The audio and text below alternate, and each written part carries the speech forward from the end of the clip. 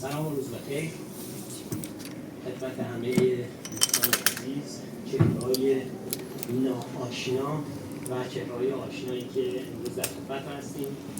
با کمال افتخار امروز در خدمت یکی از مفاخر ایران زمین هستیم. استاد عزیزمون سرکار خانم دکتر ژاله آموزگار، استاد فرهنگ و زبان‌های باستانی دانشگاه تهران و عضو پیوسته فرهنگستان زبان و ادب فارسی. خیلی خوشحالیم که خانم دکتر بالاخره بعد از یک سال تونستن تشریف بیارن در خدمتشون باشیم تا از تجربیات زیسته زندگی ایشون استفاده کنیم.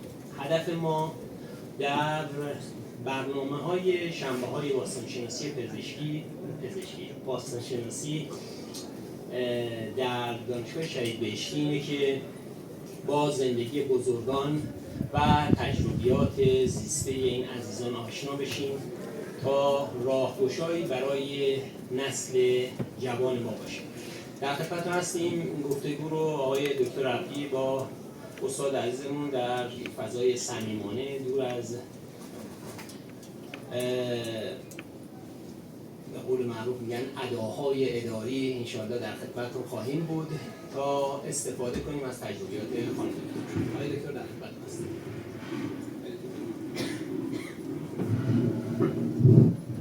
خب خیلی ممنون. خوش اومدید تمام حضار محترم، بچه‌ها، دانشجوی خودمون و دیگر مهمانان.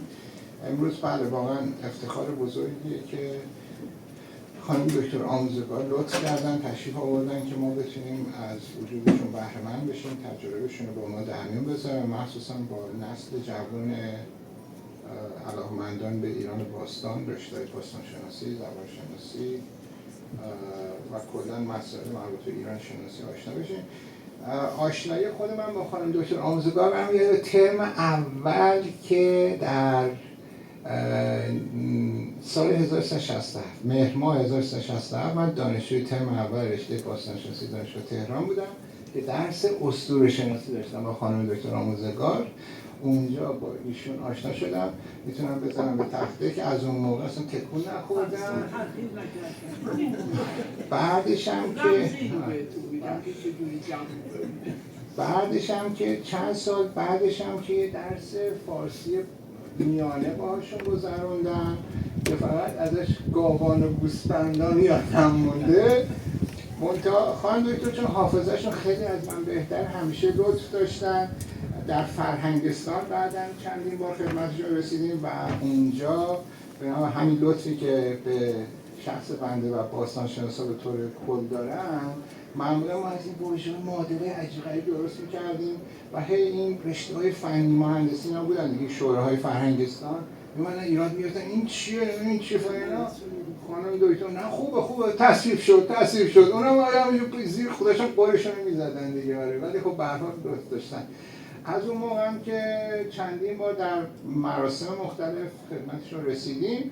امروز هم خیلی خوشحالیم که تشریف آوردن و امیدواریم که بچه‌ها رو بهره مند بکنن از دانش خودشون.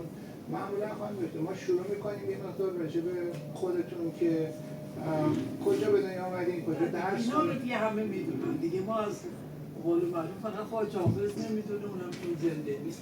ولی به هر حال اولا باید بگم بسیار خوشحالم. دکتر عبدی مثل حالا جزو بهترین دانشجویان من بود. گروه باستانشناسی اولا من داشتم میومدم میگفتم من خیلی از گروه باستانشناسی خوشم میاد. یعنی اصلا شیرینه درسشون، خطشو بدونیم واقعا. هرچی بیشتر بشناسیم بیشتر خوشتون خواهد اومد. خب درسته من استاد این گروه نیستم ولی با همه دوستان این گروه آشنا بودم، خیلی هم خوب آشنا بودم. اونا هم نسلانم بودن. نسل بعد جاری. من یه مسئله دارم همیشه میگم استادی موفقه که دانشجوهاش از خودش باسوادتر باشه. این یعنی رمز استاد خوب بودن و من از اون استاد خوبم. چون تمام که نمیتونم بگم اکثر دانشجویانی که الان من با اون سر و کار دارم واقعا آدمای بسیار باسواد و به مراتب از من بهتر موفقم و این هیچ تعارف نیست. یعنی حتی اقرار کردن به این مسئله منو بزرگ میکنه نه اینا. این اولش. با در آقای دکتر محمد خان من در پاریس در لیون بیشتر بودیم و استادی که استاد راهنماییشان بود از دوستان نزدیک منه آقای شارژا و بسیار باسوادیه. از اون موقع به بعدم چند باریشون رو دیدم. این مهم نیست، اولا باید دلها نزدیک باشه، چه شما ببینید و چه نه. و بعد این روش باستانشناسی که قدیمی‌ها رو میاره دقیقاً توی اسم گروهتونه. شما آدم باستانی ها رو میارید، یعنی ما برای شما مثلا یه چیزی مثل تپه سیلک و مثلا یه همچین چیزایی با اون دید داریم به ما نگاه میکنید. نه منم مثل شما اینا و واقعا دارم شما رو که میبینم میگم یعنی منم همینجور بودم نشستم تو کلاسا، یعنی جوانی خودم رو دقیقاً دارم. شما بالاخره الانم جوونم ولی یه وقتی ما بالاخره جوون بودیم و همه طی کردیم. من شخصا با همه گرفتاری‌ها که تو زندگی برای همه پیش میاد، برای منم پیش اومده، من اصلا از دنیا طلبکار نیستم. میدونین چرا؟ در حال اومدم، دوری بودم، درس خوندم، راه برای ما باز بود. میدونید من اسم نسل خودمون رو گذاشتم نسل ممکنه ها. میدونید نسل ممکنه ها یعنی چی؟ یعنی مثلا من بخواستم ادبیات فارسی بخونم، برام امکان این داشت که ادبیات فارسی بخونم. شما که اون موقع دیگه هنوز نبود، به دنیا نیومده بودیم، ولی مثلا یکی دیگه میخواست، یعنی واقعا نسل ممکنه ها. شما نسل ممکنه ها نیستید، برای اینکه شما هر جا نمره بیارید مجبورید برید. بعدم مثلا پدر مادراتون حتما دلشون میخواست شما خیلی آدمای مهمتری بشید. حالا چه جوری از دست اونا جستین اومدید باستان شناسی، پزشکی نرفتین و مهندسی نرفتین و کامپیوتر نخوندین، خودش خیلی هنر. چون ولی ما اینجوری نبودیم. یعنی رشته علوم انسانی رشته بسیار آبرومندی بود. الانم به نظر من هست، بسیارم هست. حالا راجع به این صحبت میکنیم اگر دلتون خواست. این مسئله است. گفتم نسل ممکنها از این نظر که من در یه شهرستان کوچیک دنیا اومدم. من در خوی دنیا اومدم، پدرم مأموریتش اونجا بود، دنیا اومد و تا کلاس 11 شهر خوی من درس خوندم. دوستان همسنای من در تهران باور کنید همون درسایی رو خوندن که من. یعنی منظورم ماها داشتیم همه، یعنی ببین مثل شما این دستمون نبود از این مسلکا متوجه هستید و مثلا نه تلویزیون بود.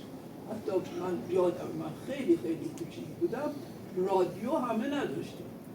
ما فقیر نبودیم و من بدم یاد بگن ما فقیر بود. نه ما خیلی خانواده ثروتمند و مرفهی بودیم. این ادعای این که من فقیر بودم، من از این کارا خیلی بدم نه، ولی نبود. یعنی منی که اینجا نشستم متوجه هستید از وقتی که پدرم رادیو خرید اومد خونه، من و برادرم به قدری خوشحال شده بودیم که بگردیم دیگه از ما خوشبخت‌تر واقعا نیست.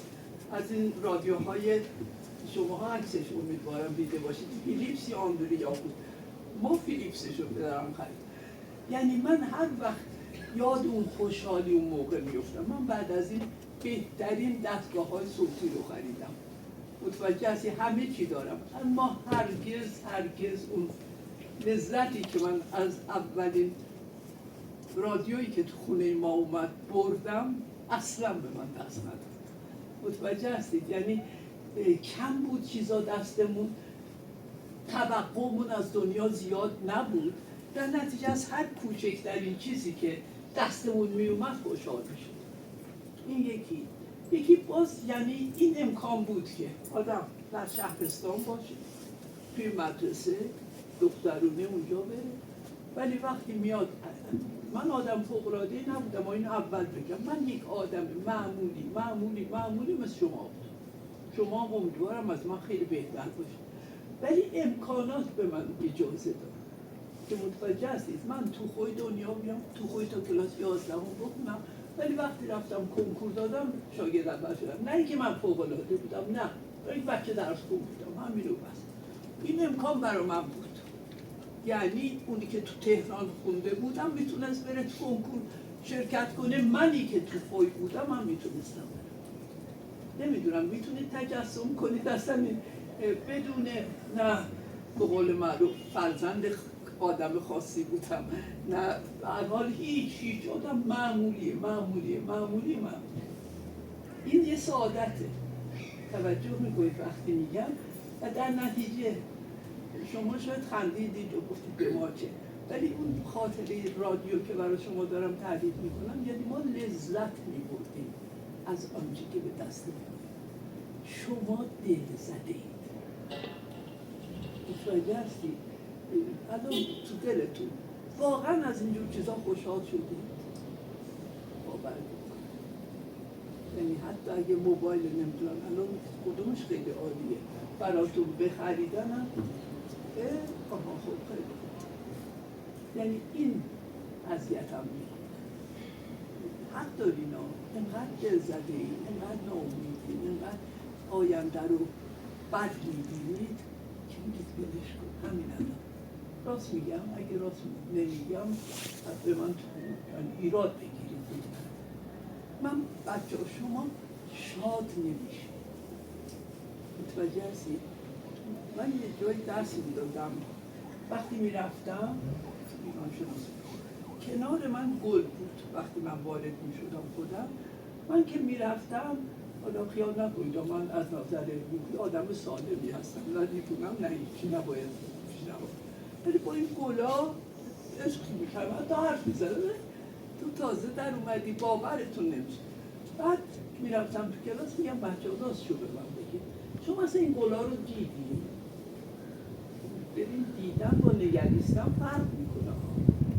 ما خیلی چیزا رو میبینیم ولی کمتر چیز رو مینگریم. یعنی هیچ کدوم بچه ها رو راست میدون تو نخواهد راست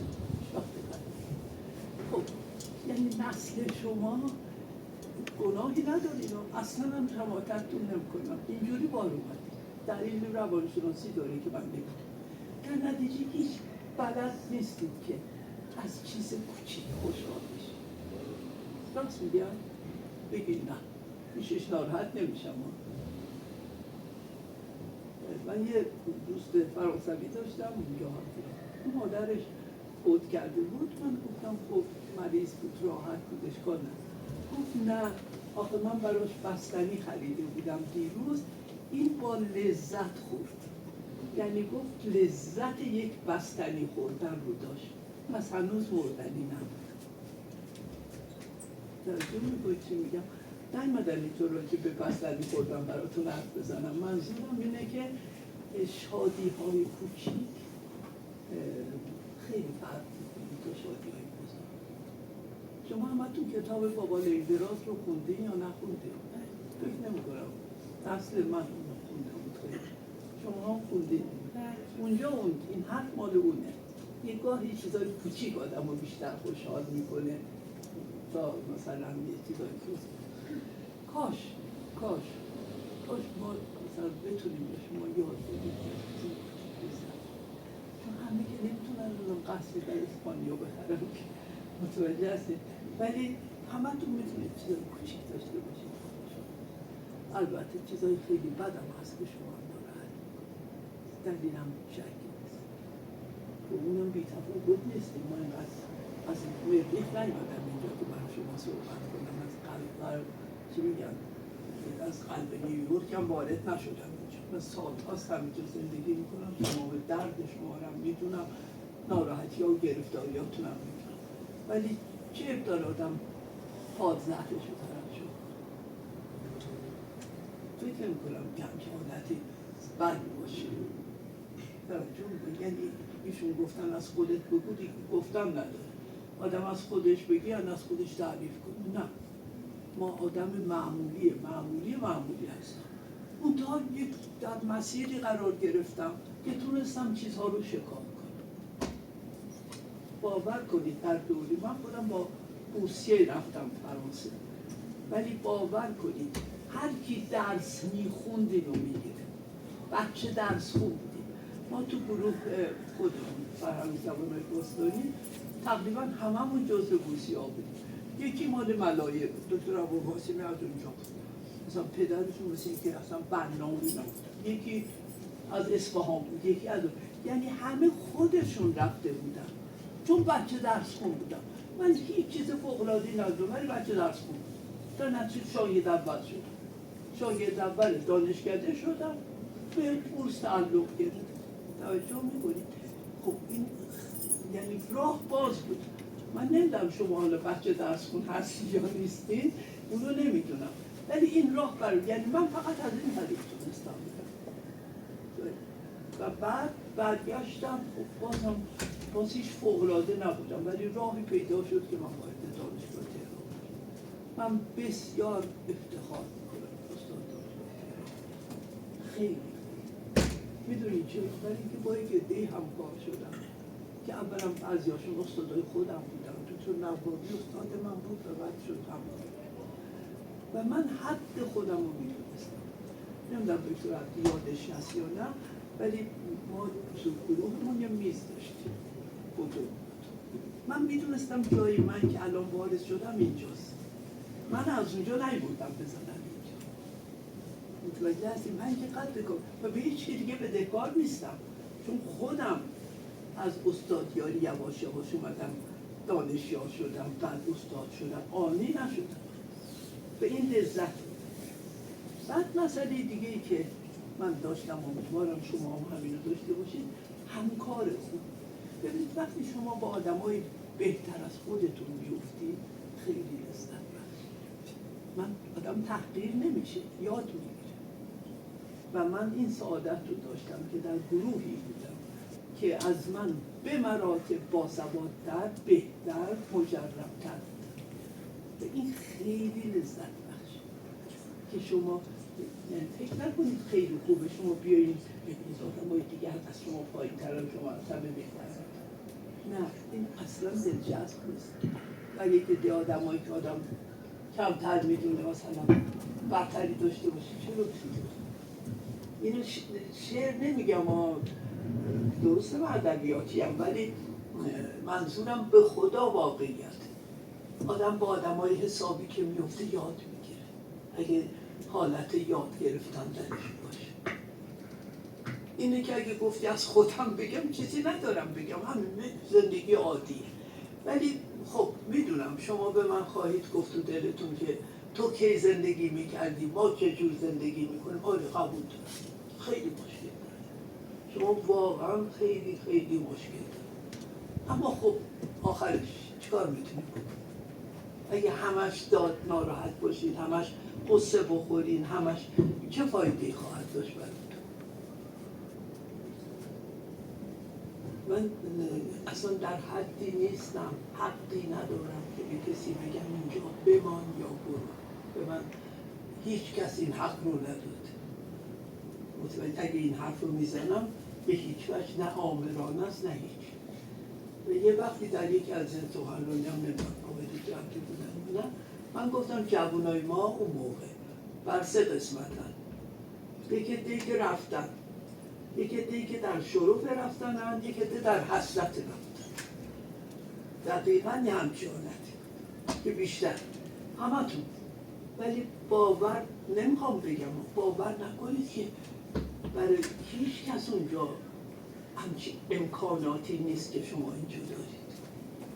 یعنی اگر دوستای شما ببینید بگذارید مثلا مریم میرزاخانی یه دونه است، یک نفره یا شبیه اون، همگون نیستن. اگر شما با امکانات درست ندید اون جامعه شما رو نمیپذیره. ببینید دور برتون نگاه کنید، شهروند درجه 2 یا درجه 3 بودن همچین مطلوب نیستن. ناخودآگاه دشمن اونجا باشه. من خیلی از کسایی که تحصیل کرده خارج هستم دیدم دشمن اون مملکتی هم که توش درس خوندن. چرا؟ برای اینکه ناخودآگاه در اونجا مثلا شهروند دوم بودن یا اینها. ولی اگر شما با این نیت برید که بخونید و برگردید، کاری که همه ماها کردیم، این بسیار پسندیده است. تو سر تو بالا میگیری میگی من اومدم اینجا درس بخونم، من برمیگردم، من هیچ کاری از تو نمیگیرم، پست تو رو اشغال نمیکنم. وقتی اینجوری هستید سربلندترید. یعنی که من اصلا نمیگم کسی نره، من رفتم، شما هم رفتی، همه رفتن اونجا درس خوندیم، همه اون برگشتیم. باور کنید، باور کنید، باور کنید کارهایی که ما اینجا انجام دادیم به مراتب بهتر از این است که در رشته‌های لااقل خودمون اونها انجام داده باشن. شما کم نگیرید کارهایی که تو ایران میشه. یعنی ما عادت کردیم دائم همه چیز رو کوچیک بگیریم. بهترین چیزا نوشته میشه، بهترین تحلیلا میشه. بگذارید دیگه که اصلا من عاشق جوونام، باورتون، یعنی اینقدر دوستشون دارم مثل بچه‌های خودم. من این حرفم هم خیلی تکراریه، ببخشید. من فکر می‌کردم هر چی پیرتر بشم از جوونا بدم خواهد اومد، خواهم گفت اینو اومدن جای من رو بگیر. ولی هر چی سنم بالا رفته بیشتر عاشق بچه‌ها شدم. برای اینکه شما چشم و چراغ ما، بچه‌های مایی، شما بالا برید، من بالا رفتم، به خدا قسم میخورم که من میبینم دکتر عبدی اینجا نشیده، من کیفشو میکنم بیشتر از پدر مادرش. یعنی متوجه هستین چی دارم میگم؟ بعدا نید بگیرین. پریروز نمیدونم کجا بودم، میمدم یه جوانکی که دوست داشتنی من گفت خانم اینقدر میگی ایران دوست داشته باشید، خب من چطور وقتی ایران به من بد میکنه من چیکارش کنم؟ گفتم ایران به تو بد میکنه؟ تو اون کسانی رو که در ایران احیانا هستند و به تو بد میکنن، چرا به حساب مثلا چه میتونم، اگه یه آدم بدی تو خونت بیاد، تو از باغچه خونت بدت میاد؟ باغچه چه گناهی کرده؟ آب اونجا چه گناهی کرده؟ اگه کس دیگه اینو بد کرده و به جان تو انداختین، تقصیر اونجا چیه؟ یعنی خیلی مدت ها تازه میخوام خیلی بیشتر فکر کنم راجع به حرف جوان که میگفت ایران به من بد کرده. میگم ایران به تو چه بدی کرده؟ مثلا میتونی بگی مادر من به من بد کرده، منو بد تربیت کرده، ولی ایران مجموعه از همه تفکرات اندیشه هاست. اینها این چطور همش دارم فکر میکنم که به اون چه جواب بهتری بتونم بدم. شما هم فکر کنم دوست داشتن این مسئله دیگه آدم باید دوست داشتن رو بلد باشه. شما خیال میکنید همه ما بلدیم دوست بداریم؟ نه، من قبول ندارم. یعنی شما میگید هر مادری مثلا بچه‌شو دوست داره، من یه همچین چیز رو خیلی قبول ندارم. برای اینکه دوست داشتن مادر و بچه هم باز یه هنر. غریزه رو بذارید کنار، دوست داشتن هنر. یه ذره فکر کنید، بلدید دوست داشته باشید؟ غریزه رو بذارین کنار رو، ولی دوست داشتن خودشونه. وقتی شما شروع میکنید من میگم من ایران رو دوست دارم، این به من لذت میده، من یه چیزی هست که دوستش داشته باشم و برای اینکه اون بهتر بشه خوشحال بشم، تلاش کنم. اینه که من میگم اینجا بمانید، نمیگم بمونید برای مثلا همیشه کار نکنید. من میگم اگر بهتر یک موقعیت بهتری دارید، ثروتمندید، انقدر حالا البته اونم زیاد میگم یک ثروتمندید خوب اینجا خرجش کنید، ولی اگر میرید و استفاده میکنید و برمیگردید و به مملکت خودتون خدمت میکنید، این راهش. به من خب اونایی که من میشناسم میدونن که من به راحتی میتونستم برم، ولی هرگز نرفتم، برای که من مدیون اینجا. به من اگه بورس دادن، کی به من بورس داده؟ مردم سرزمینم، ما با مالیات اون مردم من رفتم. من نباید پس بدم اینو؟ پس باید بدی دیگه، قرض گرفتی، به تو پول داده، تو من راحت مدرسه رفتم، دبستان رفتم، دبیرستان رفتم، دانشگاه رفتم. من با پول کی رفتم؟ با پولی مردم رفتم، با پولی ملت رفتم. من بدهکارشم و من واقعا آقای دکتر نمیبخشم کسانی که از ته دل میگم، شاید دوستای خودم هم باشن که با اینجا اومدم، حتی بیشتر خطابم به پزشکاست، با پول اینجا تحصیل کردن، با پول اینجا مدرسه رفتن، دانشکده جای یک نفر دیگر رو گرفتن چون قبول شدن، بعد رفتن با همین امکانات خارج تحصیل کردن، بعد با همین پول همین مملکت ثروتمند شدن.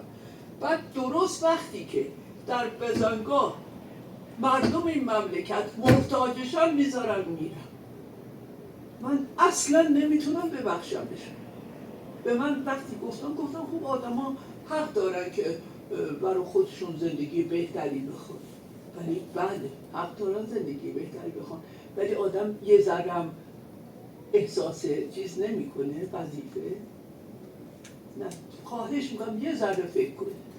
آدم اینجا پولدار بشه، اینجا مدرسه بره، اینجا دانشگاه بره، اینجا تخصص ببینه، اینجا همه کاراش رو بکنه، پول بیاندوزه، ولی بره دلش به این خوش باشه که در یک خونه ای داره، این طرفش کوه، این طرفش دشته. ولی که چی؟ نمیگم به سن من برسید تا بدونید که امیدوارم برسید، همچی من 85 سال رو به زودی تموم میکنم. عرضه دارید شما هم 85 ساله بشید، اون کار ندارم، ولی به این سن برسید اون وقت میبینید حرف من چی. اینجا مال منه، درسته میدونم ته دلتون نگید مال من نیست، من همین اونایی که الان تو دلتون میگذره میفهمم چی میخواید بگید، ولی با این همه اینجا مال منه. من میتونم قول بزنم، من میتونم بگم که آخه این چه هواییه خطبات مثلا آلوده است، ولی اگه این حرف رو من تو فرانسه میزنم میگم به تو که آلوده است بزن بود، ولی اینجا کسی اگرم بگه اون حرفا رو بزنید کنار، منطقا کسی نمیتونه بگه. من میتونم بگم آقا این چه وضعشه، چرا آب نیست، من میتونم بگم. اونجا میگه به تو که برو خونه، برو کشور خودت اونجا آب هست یا نیست. میدونید اینا خیلی حرفه، خیلی حرفه. یکی از دوستان من کلام فوت کردم که رفته بود اونجا، من رفتم فرانسه، گفتم چرا موندی اینجا، تو که مشکلی نه. گفت که من اینجا آزادی دارم. گفتم آزادی چی رو داری؟ اصلا به تو مربوط هست که فلان کس رئیس جمهور میشه یا نمیشه؟ اصلا تو چی کاری؟ توجه میکنی؟ بله آزادی، وقتی ما آزادی نداریم برای که نمیتونیم تو کشور خودمون احیانا یه حرفی رو بزنیم، بله این اسمش آزاد، ولی اونجا به من میگم پتو چه تو چی کاری اصلا؟ این چه آزادیه؟ خب نیست. بگم مترو تو خرابه، میگه خب مال تو که نیست، مترو چه؟ من اینجا مترو خرابه ولی میگم نمیدونین چقدر لذت داره. همتون وقتی با هم میشینید چقدر قور میزنید؟ میزنید دیگه، مگه نمیزنید؟ با این غذای اینجا اینقدر خرابه فلانه، درسته؟ خوابشون گرفته از حرفای من مثل اینکه ولی واقعا لمس میکنم تمام حرفای با خدا، اونی که در دل شما الان داره میگذره لمسش میکنم و میفهم. شما میتونید موافق من نباشید، حق هر کسی هست که مخالف یکی باشه، حق هر کسی هست که اصلا از حرفای من خوشش نیاد، ولی اگه غیر منطقی حرف میزنم ایراد بگیرید تا من بگم منطق من چیه. من نمیدونم روش حرف زدن شما چقدر از توجه میکنید چی میگم؟ اینا واقعا درد دل من. در اینجا مال ماست، بده، خوبه، عالیه، زیر صفره، ولی مال ماست، چیکارش کنید؟ میخواستید شما تو سوئد دنیا بیایید، یعنی سوئدی باشید، بازم اگه اونجا دنیا بیایید و سوئدی تبار نباشید فرق میکنه که اونجا دنیا باید و بعد همیشه میگه ایرانی تباره، سوریه‌ای تباره فلان، این هم هست. به هر حال ما توی ایران دنیا اومدیم، من یکیتون سر گربه دنیا اومدم، شما ممکنه سر طرف راستش چپش، یعنی مال ماست، دوستش داشته باشیم، یاد بگیریم دوستش داشته باشیم، عیبشو بگیم، چرا که نگیم، به ما آزادی بدن. منم مثل شما، منم عقلم میرسه دیگه، خیال نکنید ما اینجا نشستیم مثلا بازنشسته دانشگاه تهران هستیم پس هیچی نمیگیم. متوجه هستیم، ما درد شما رو میفهمیم، همه اینا رو میفهمیم، ولی میخوام بگم اینقدر فکر نکنید که برید اونجا خیلی خوشبخت خواهید شد. اگه میتونید برید، من کاری ندارم، ولی درست برید. از یک چاه در نیایید چاله بیفتید. من تقریبا سال یه دفعه سری زدم دلیل اینکه اونجا درس خوندم، به دلیلی بیجون و اینا دارم به با ویزا میدن میرم میام، متوجه هستی؟ ولی من میبینم کجاشون خوشه.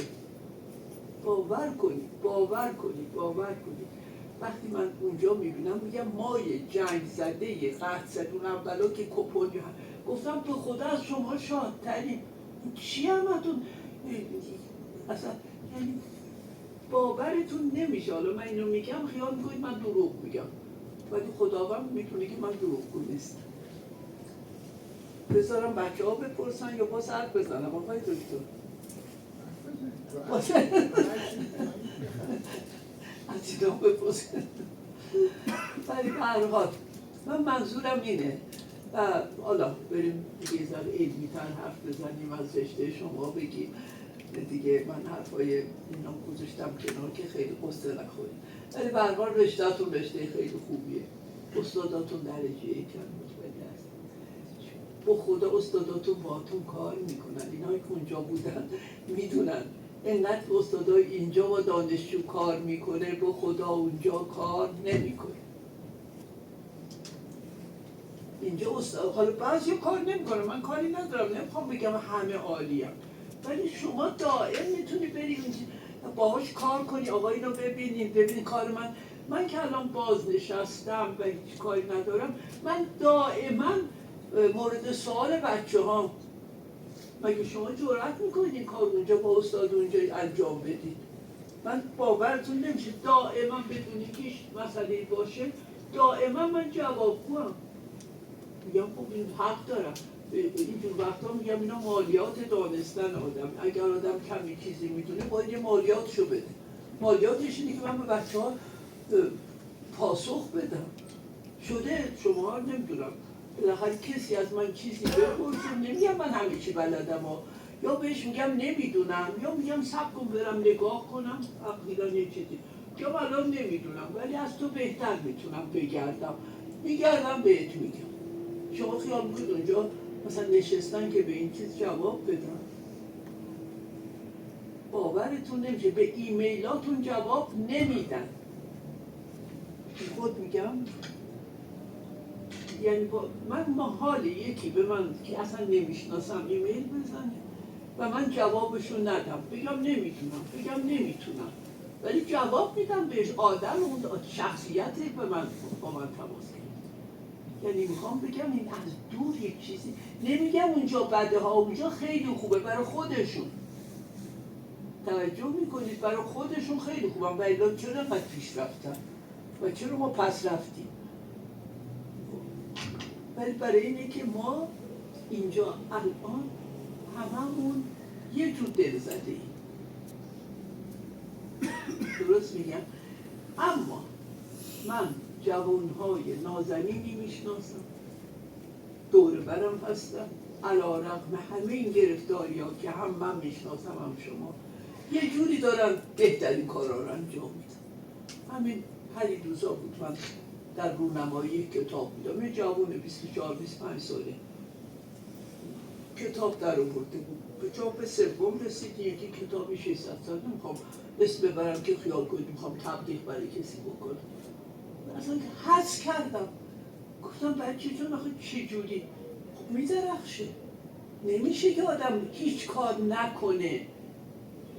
ببینید بازم نگید که من دارم تبلیغ چیزی میکنم، من میدونم که چقدر جلوی شما سنگ هست، مانع هست، گرفتاری هست، هزار تا چیز دیگه هست، متوجه از اینا رو من قشنگ میدونم.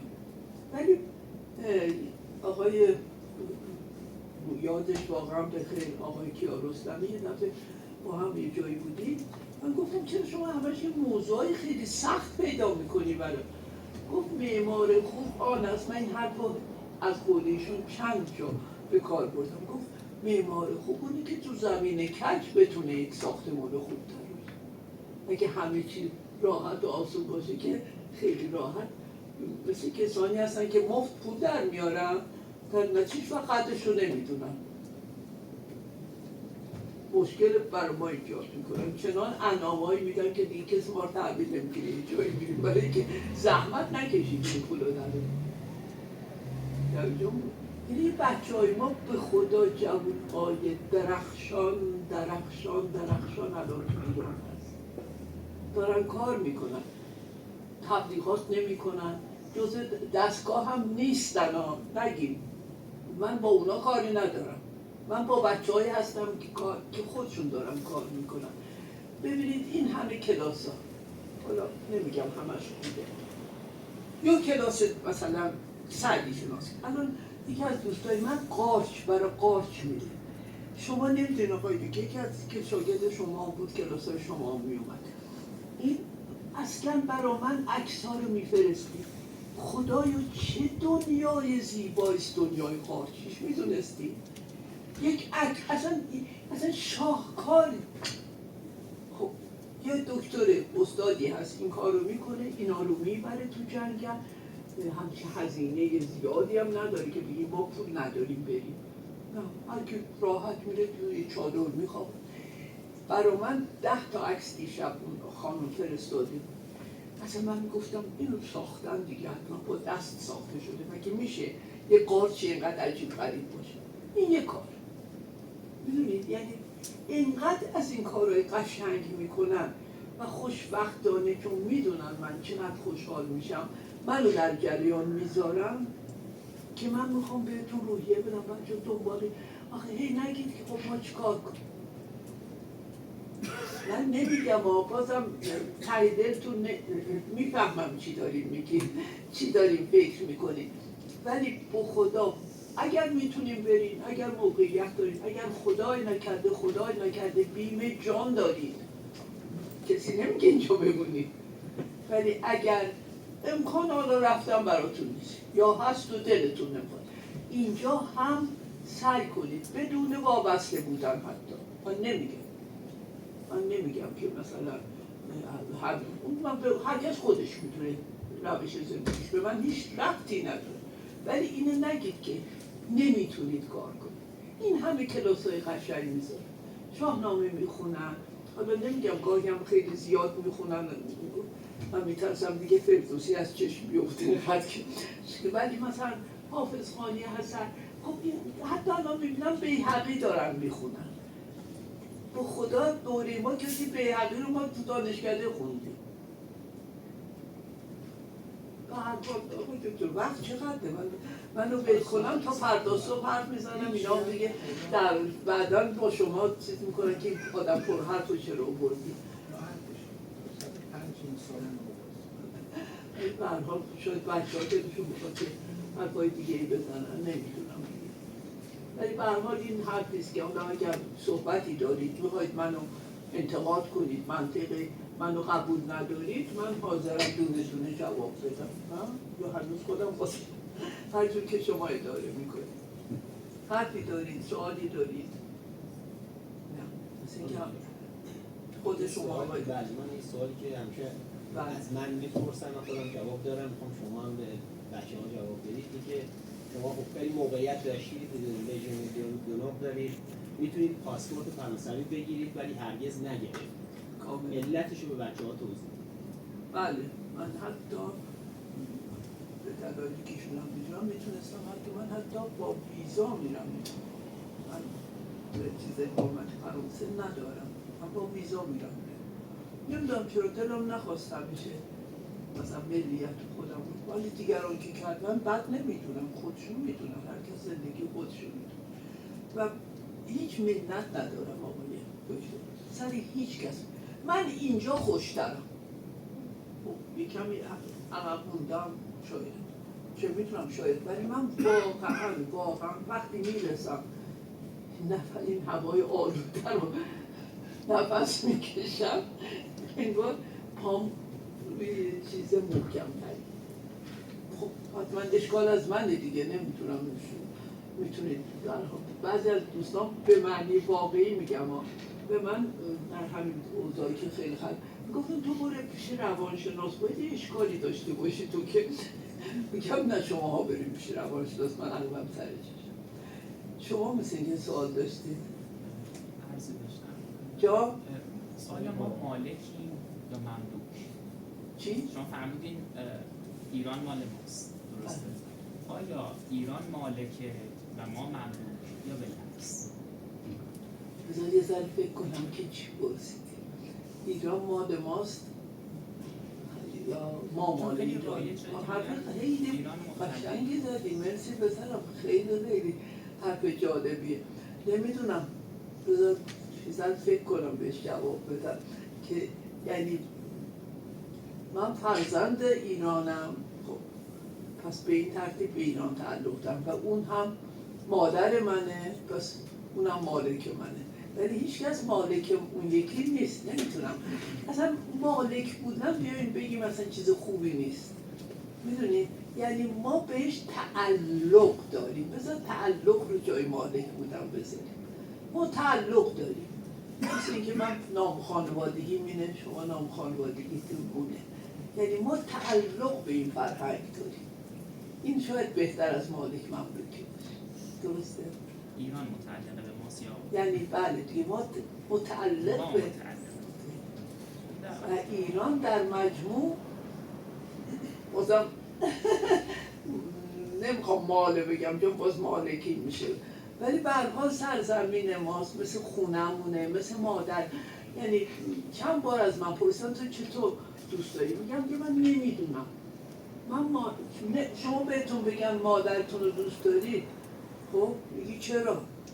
این حرف البته من مرید ایرج میرزا هستم، ولی واقعا برای اینه که دستم بگرفت و پا به پا برد یا مثلا لبخنده ها بر لبم بر قنچه گل شکفتن آمون، نه این نیست. شما مثلا نمیدونی چرا مادرت دوست داره. من نمیدونم شما مادرت دوست داری یا نه، ولی کلا ما مثلا نمیدونیم چرا دوست داریم. بعضی چیزا شما میگید من از این خوشم میاد، میگی چرا؟ یا نمیدونم. پیش اومده برای من ایرانی هم شالتید. بله هستم، بفهم.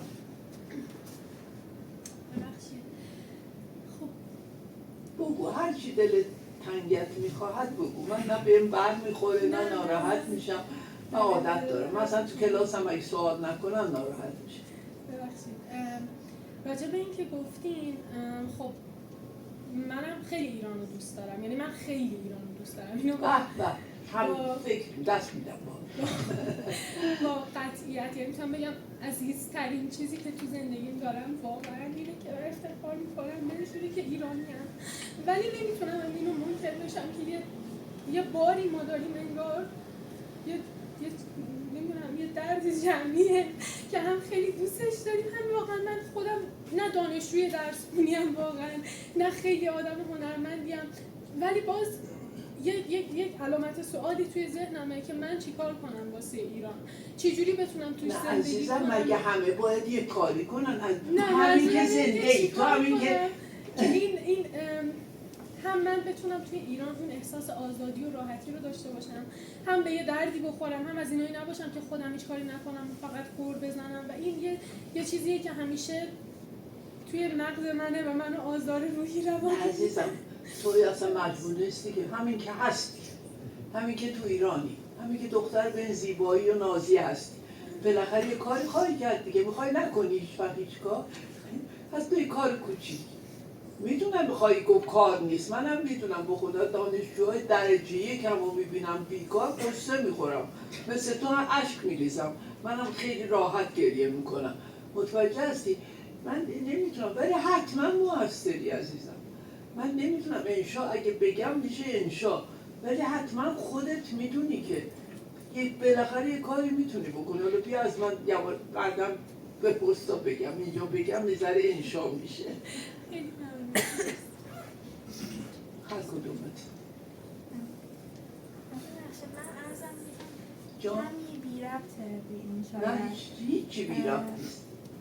من میدونیم که یکی از مهمترین نهادهای هر جامعه نهادهای آموزشی اون جامعه. من خودم معلم ادبیاتم و سالانه شاید 150 تا دانش آموز حداقل تربیت. بعد حالا نمیدونم چقدر باخبر هستین یا نه از محتوای کتاب‌های درسی.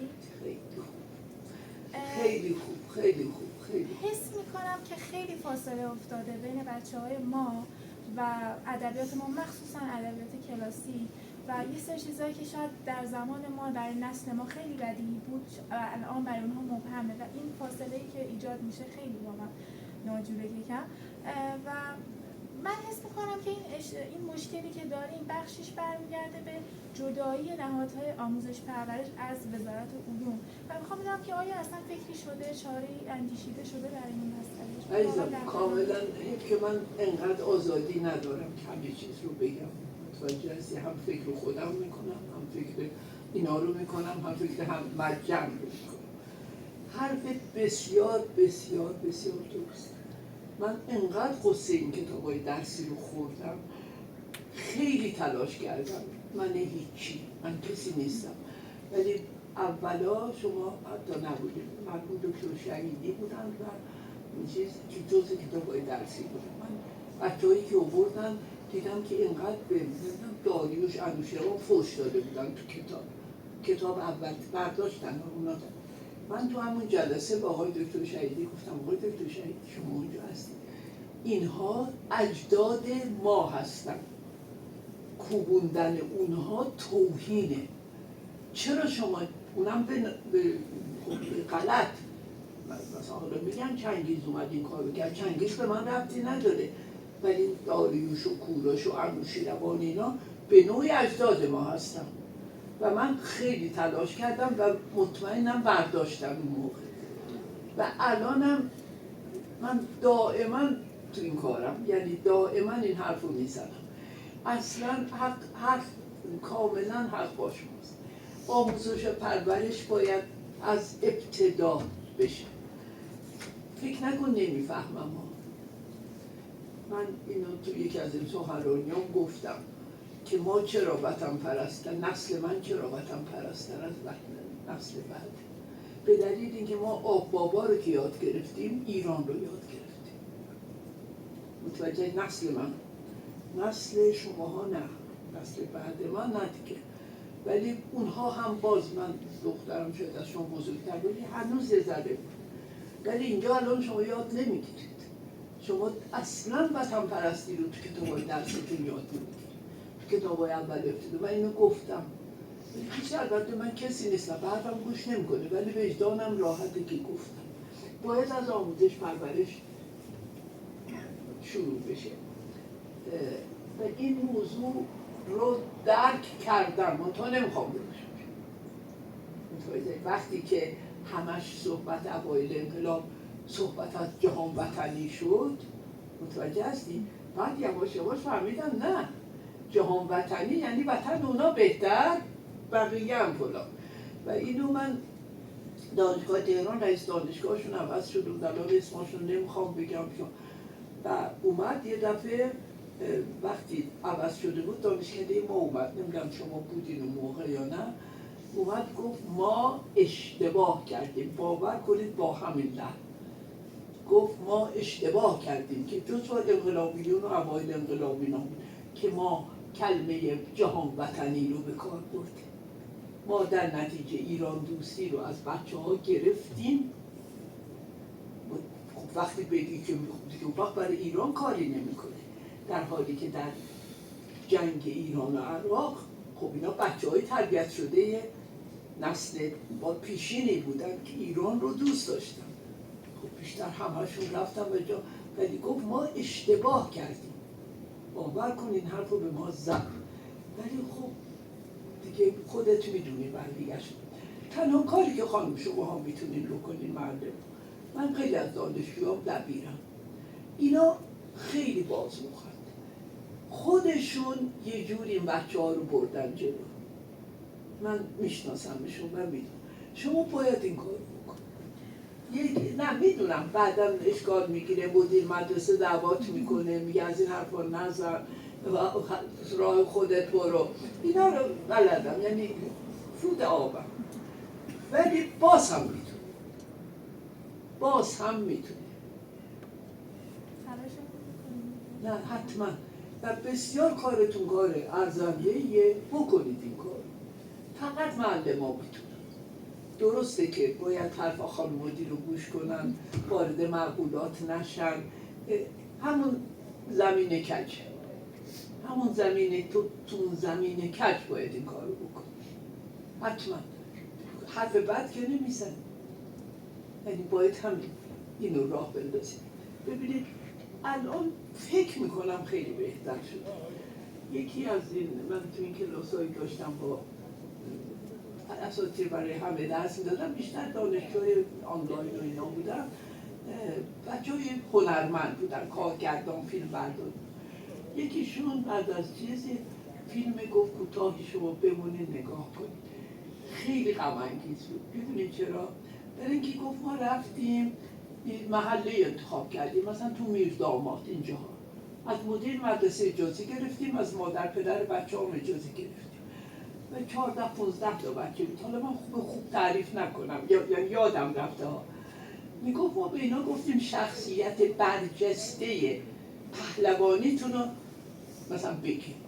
من الان بچه کوچیک ندارم، نمیدونم کیان اونایی که میرن ها سوزوک، کیان اون آدم ها هستن، اون بچه هایی که بالاخره کارتوناشون هست. میگه همش اونا رو گفتم، فقط 3 نفر گفت رستم. یعنی شخصیت رو که ما تعجب کردیم، بهش گفتیم کی به تو گفته؟ یکیش گفت یعنی ببین تقصیر مادر پدرام هست، گفت راننده سرویس که ما رو میبره اون تو راه راجع به رستم برای ما صحبت کرده، من از اونجا فهمیدم. خیلی حرفه دیگه. یکی دیگه گفت البته مادر پدرم خیلی چیز بود، یکی دیگه هم گفت رفتم کتابخونه دیدم یک کتاب رستم سهراب هست، برداشتم خوندم. ولی همه اونا رو انتخاب کردیم.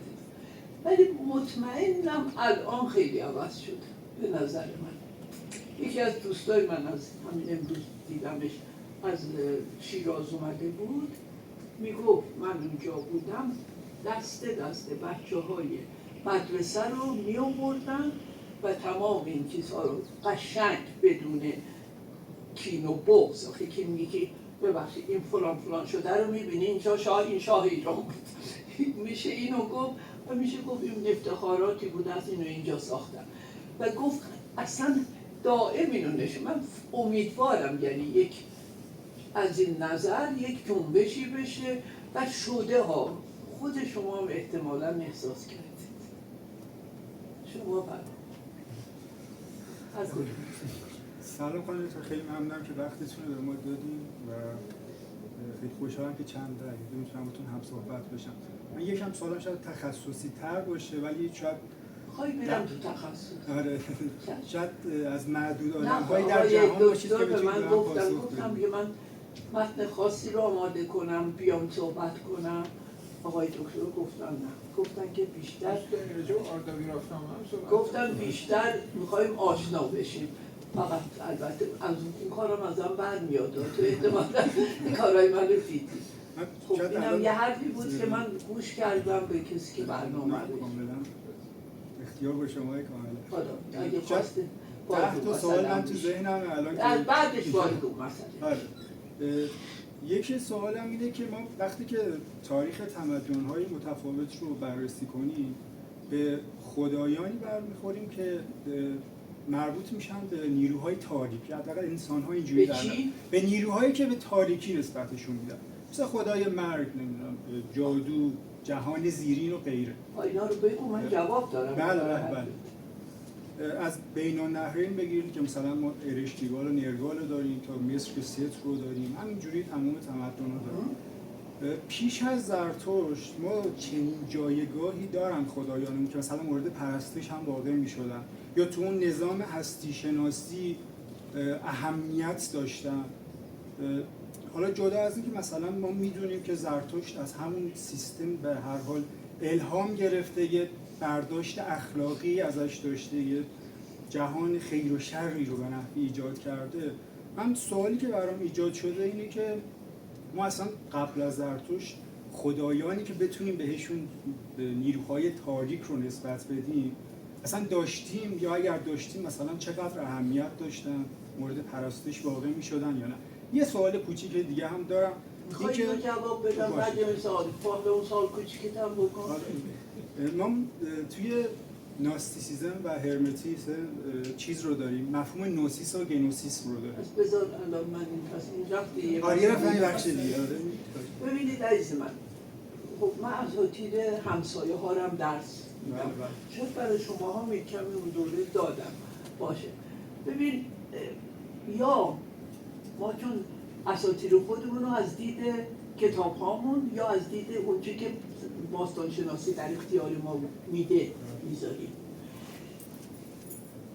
نمیخوام با خودخواهی بگم ولی ما نیروی بد رو هیچ وقت نپرستیدیم، نیروی منفی رو، ولی به نیروی منفی قائل بودیم. چون من هیچ، حالا میگن همش ثانویتن، اصلا هیچ باوری وجود نداره که ثانویت در اون نباشه. این عقیده منه. غیر ممکنه شما از چیزهای توحیدی، حتی عقاید توحیدی هم تو ثانویت است. متوجه هستید؟ یعنی اینو داشتیم و بسیار خوب از باهاش کنار اومدیم. شاید برای اینکه من به قول معروف چیزش کردم، حلاجیش کردم، خیلی به این نیک و بد و کجا نیک شروع میشه کجا بد شروع میشه خیلی بهش پرداختم تو ذهن خودم. ولی در برعکس مثلا در مصر، مثلا در یونان، در بین النهرین یا در هند، اینا چیزاییست که من درس میدم. اینا اصلا خدایانشون ناگهان میشن بسیار ظالم. یعنی مثلا در مصر یک دفعه میبینه و سرصدا میکنه، از مردم ناراحت میشه، چیکار میکنه؟ هاتون رو میاره، اون چشم مخصوصش رو در میاره، میندازه، اون تبدیل به شیر میشه و میره آدما رو هی میکشه به طوری که این که خودش به هر حال مردم رو دوست داره به جون میاد. و میدونی چه روش جالبی هم میگیره، از خدای خرد کمک میخواد، یه معجونی درست میکنن با شیره نمیدونم خرما و چی رنگ، چون این هاتور شده بود چیز حریص خوناشام و با اون یک ماده قرمز رنگی درست میکنه که شبیه خونه، به این اونو میخوره، مست میشه و در نتیجه اون حالتش رو از دست میده و نجات پیدا میکنه. یعنی ولی شما در ایران هیچ وقت خدایانتون بد نمی کنن، نه اینکه بدی وجود نداره. یعنی مرگ، تو گفتی خدای مرگ، ما هیچ وقت خدای مرگ نداشتیم. ما دیو مرگ داریم، دیو استعداد داریم. یعنی نه اینکه نابودی نیست. من نمیگم این فکر درسته یا غلطه، اصلا نمیخوام، چون معمولا نباید گفت من بهتر فکر میکنم اون بد فکر میکنه، من انسانی تر فکر میکنم اون انسانی تر فکر نمیکنه. ولی یه سخنرانی داشتم، به احتمالا مقالش خواهم کرد، کارهای نابخردانه از خدایان خرد. یعنی تو جاهای دیگه دیدم ها، مثلا یکیش همین، یکیش مثلا در یونان هست.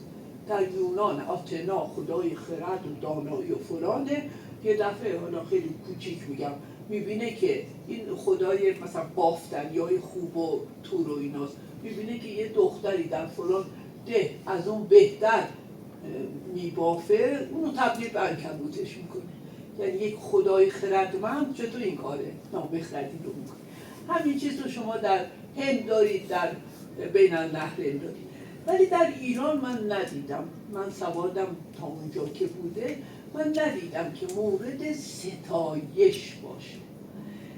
حتی مثلا خدای وای که خدای باد و طوفان و اینها هست، نفسه، دمه، خدای دمه. ما وای به داریم و وای بد داریم.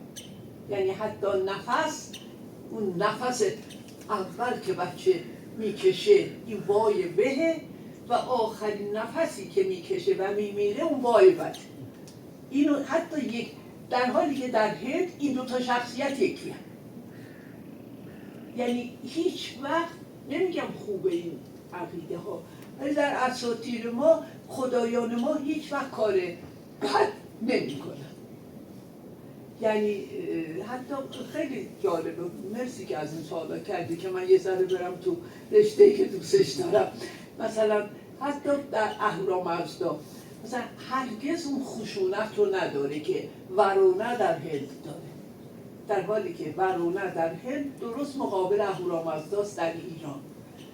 ورونه وقتی خشمگین میشه دشمنش رو از وسط به دو نیم میکنه، ولی اهورامزدا، من اینم باز یکی از مقاله هامه که تو همین کتاب اخیرم آوردم، من سه تا نمونه آوردم که خدایان داد میزنن سر اهورامزدا. مثلا خدای گوشورن که خدای چهار پایان هست، از اینکه گاو بغداد میمیره و از این حرفا چنان دادی میزنه، من دیگه نخواهم گذاشت تو چهار پا بیافری، حالا تو کی هستی؟ یه خدای درجه 3 اگر درجه بزن. اصلا اهورامزدا خشم نمیگیره، آرام میگه که بسیار خوب، من مثلا زردشتی خواهم آفرید که بیاد و مثلا یاد بده با مردم چهار پایان کنه. تو وقتی میاد به جمشید میگه بیا تو پیامبر من شو، راحت میگه من نمیتونم.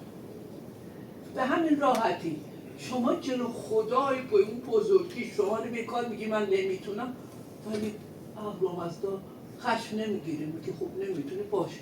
اون میگه من میتونم شاه خوبی باشه، میگه تو شاه خوب باش، زردشت من تو رو انتخاب کردم. یا یکی از قشنگترین داستان‌ها در این مورد داستان گرشاسبه. گرشاسب یکی از اوناست که به دلایلی که یه لحظه یه کاری کرده، حالا جزئیاتشو نمیگم که خیلی شیرینه، اینا هی خواهم گفت من نوشتم ببخشید منم میکنم، بالاخره بقال به خود روبیا میفروشه، ما هم بالاخره باید اینا رو بنویسیم دیگه. وقتی که خشم میگیره چون آتش رو به دلایلی خاموش کرده، آتش به نوعی پسر اهورامزداست، این خشم میگیره، میگه تو پسر مرا، آتش پسر مرا آزردی. من اینو اصلا ترجمه کردم دو کتاب جلد 2. بعد یه نوع مجلس چیز میذارن، داوری اضافه، و هی اون میگه که ببین اهورامزدا من فلان کار کردم، فلان اژدها رو کشتم، فلان مرغ، فلان، همشون میگه که نه من تو رو نمیبخشم، تو آتش به سر.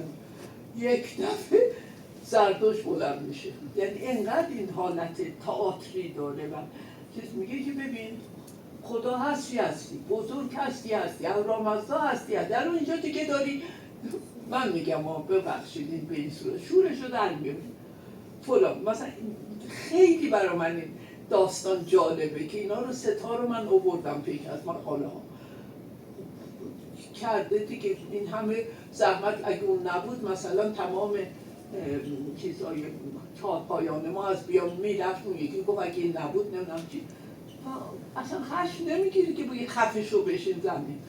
اون که میگه گوشورم بلند میشه، اون یکی خب و میبخشه. میدونی؟ یعنی خیلی جالبه که یعنی اهورامزدا تبدیل نمیشه به این که بزنه بگه که غلط کردی تو این حرف رو زدی. ولی همچین چیز رو شما تو اساطیر دیگه کم در میبینید. نمیدونم جواب تو دادم یا خب حالا اجازه بدید دیگر در رابطه با چقدر خوب بفرم مبانی اسطوره شناسی یک سوالی برام ایجاد شد. ما مثلا زرتشت رو داریم که یک سری قدرت خاص میاد میده به گشتاسب و پسران گشتاسب. بعد توی اون مبانی وقتی بررسی میکنیم میبینیم که خب اینا ستایش شدن، دوست داشتنی هستن. وقتی میایم جلوتر توی کتاب‌هایی مثل شاهنامه که اسطوره‌های ما رو بررسی میکنن متوجه میشیم که بعضی از اینها داخل کتاب شاهنامه مثلا شخص گشتاسب با اینکه خداوند و زرتشت قدرتی بهشون عطا کرده، اما انگار که از این قدرت استفاده‌ای که کردن استفاده درستی نبوده. طوری که میاد مثلا رستم رو که یک اسطوره ملی بوده مقابل اسفندیار قرار میده. چطور میشه که در طول تاریخ و این تغییرات گاهی اوقات پیش میاد که یک سری از این اسطوره‌ها در نگاه‌ها تعبیر میکنن و طور دیگری بازتاب پیدا میکنن؟ ولی در مورد گشتاسب بله که بیشتاسب دیگه در اون دوره خیلی مورد قبول نیست تو زرتشت. اگر داستانهاش رو خونده باشید اینجورم نیست، ولی اینکه یک چیزی میگه بیشتاس اینو تو زندان میاندازه. اون داستان معروف اسبی هست که اسب بیشتاس، خیلی اینا رو من نمیخوام با جزئیات بگم، ولی اگر بگم باز بگم فلان مقاله میترسم همه بخندن به من که راجع به هر چی ما میگیم میگه من نوشتم، ولی خوب نوشتم دیگه چیکار کنم. ولی این راجع به اینم نوشتم. خیلی محبوب نیست، فقط ظاهرا چون امکانات فراهم کرده است برای اون، ولی اصلا مورد چیز قرار نمیگیره. کشف کشتار من خود این رو ببخشید باز باید بگم، من راجع به جنگ اسفندیار و رستم یه چیزی نوشتم که من عقیده دارم که گناهکار اسفندیاره نه رستم. درسته که رستم اون رو میکشه، ولی رستم پهلوان ماست. ما اون میگه بیا تو رو من دست بسته ببرم پیش گشتاس و این میگه که من حاضرم همه اموالم رو بدم ولی هرگز دست بسته نمیام. که خب تو به عنوان ایرانی حاضر بودی قهرمانت دست بسته بره پیشش، دلت نمیخواست. در نتیجه خیلی قشنگه، ببخشید اگه دلت خواست اون مقاله من رو بخونید، من کاملا اینو بررسی کردم و سرانجام گفتم که اگر بگردیم گناهکار گشتاس بود. یعنی این مسئله هست. بعضی ها خب تغییر جهت میدن. به هر حال من خجالت میکشم باز بگم این مقاله دارم. ولی چرخش قهرمانان در شاهنامه اینم هست که یعنی شخصیت‌های دینی یه چرخشی میخورن مطابق زمان و در شاهنامه عوض میشن، ولی در به دنبال همون حرفی که زدم ما معمولا قدر رو نستانیم. زیاد نشده بچه ها خسته شدی؟ من دیگه الان خوشم میاد این حرفا منو بیشتر آورد تو ماجرا ناخودآگاه. تو همین رابطه سوالم این بود که چرا اهورامزدا به مثلا گشتاس و پسرانش قدرت‌هایی داده؟ گشتاس ببخشید. بعد از توی مثلا این نکته که وجود داشت تو جایی میخوندم که میگفتش که این تغییر نگرشی که ایجاد شده، یعنی اومده که به این شکل آورده راجع به چرخش قهرمانانی که بوده، شاید به این علت بوده که تو طول تاریخ خصوصا دوره ساسانی یک سری فاصله های طبقاتی که ایجاد میشه سبب این میشه که مردم قهرمان های ملی رو بیشتر ارج بدهند. یعنی مثلا که مثل رستم رو بیشتر ارج بدهند تو داستان رستم و اسفندیار و اسفندیار رو مقصر بدونن. حالا من ندیده بودم تا حالا خیلی از ماها که نوشتیم کسی اسفندیار رو مقصر بدونن. همیشه فکر کردن مظلومه. یکی از اون کسانی که جرأت کرد بگه که اسفندیار خودش گناهکار بوده، خودش خواسته که تو این راه بیفته، نمیگم زشته بگم ولی من اولین چیز رو در این مورد نوشتم. اونم کی نوشتم؟ برای اینکه راجع به 7 خانها صحبت کردم. من 7 خانها رو مقاله تو خدا نخندیم بعدا بریم پشت سرم حرف بزنین. آقا بالاخره چیکار کنم نوشتم دیگه آقای دکتر. ولی هر حال این 7 خانها رو گوش میکنید. یکی 7 خان رستم، 7 خان اسفندیاره. من مال پهلوانی های گرشاسپ هم یه نوع 7 خان کردم. یعنی 7 خان یعنی شما مراحل رو میگذرونی، در حقیقت پهلوانی خود تو ثابت میکنی. مثل 7 مرحله مثلا میترائیسمه که تو به آخرین حد میرسی. من حالا تعبیر اون اولش کردم و بعد سنجیدم اینا با 12 خان هرکول. بعد اینا رو همشو گفتم کی برای چی جنگیده. خب یعنی گرشاسپ ایران نیست، برای یه چیز مردمی همگانیه. یعنی اگر مثلا رفته اون اژدها رو کشته برای اینکه برای مردم، صحبت ایران نیست وسط خوش میکنی ولی اونم کار. بعد هرکول چرا این کار رو کرده؟ برای اینکه هرا بهش دست داده، برای اینکه گناهی کرده میخواد گناهاش تبدیل بشه.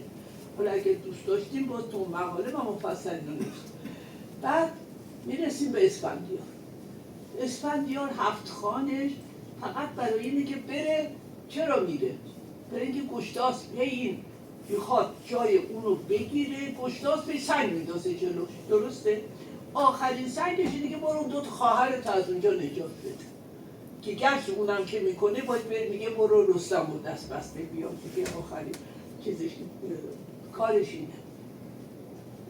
و این پس اون هم برای رسیدن به تخت و تاج این هفت خان رو میده. تنها شخصیتی که فقط برای ایران میره، برای کیکاووس نمیره، برای سربازان ایران میره، برای ایران میره رستم. اینم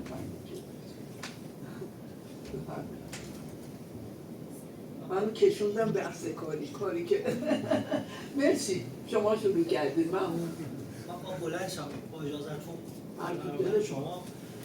من علی گشتاسبی هم از بوشهر اومدم. پس گشتاسبی هستی ها؟ نداره، ما تو رو گشتاسبی خوب نیست. سلامت بشید. هر سال خدمتتون خواهم دکتر، من چند تا سوال دارم. اول اینکه اون سوالی که دوستمون مطرح کردن، ما اگر قدیمی ترین اسطوره ایرانی رو که حالا بینابین ایرانی هندی قرار میگیره، همون جمشیدیانی هم هست، اساس قرار بدیم از منابع هندی، اون چهره‌هایی که در مهابارات ها میگیره، یعنی وارد خدای جهان مردگان میشه و گاهی خوب هست و گاهی ترسناک هست. این به تعبیر بلند فرهنگ هندی هست یا باید بتونیم بگیم یه چیزی برای بین فرهنگی ما و اون؟ این یک سوال. و دو اینکه تاثیر ایلامی ها و تمدن ایلامی بر فرهنگ ما چی میشه؟ چون مثلا ما توی شهر بوشهر یک سری چیزا پیدا شده کاوش نمیشه. حالا چون چیزام باستان شناسی هست، اینو من حرفتون نفهمیدم. نه بخوام بگم خب ما چون تو باستان من اجازه کاوش رو من نمیدم، ولی راجع به گشتار اونا میتونم صحبت کنم که میخوام بگم بحث این که اساطیر ایلامی در فرهنگ ما چی میشه، نقششون، تاثیرشون.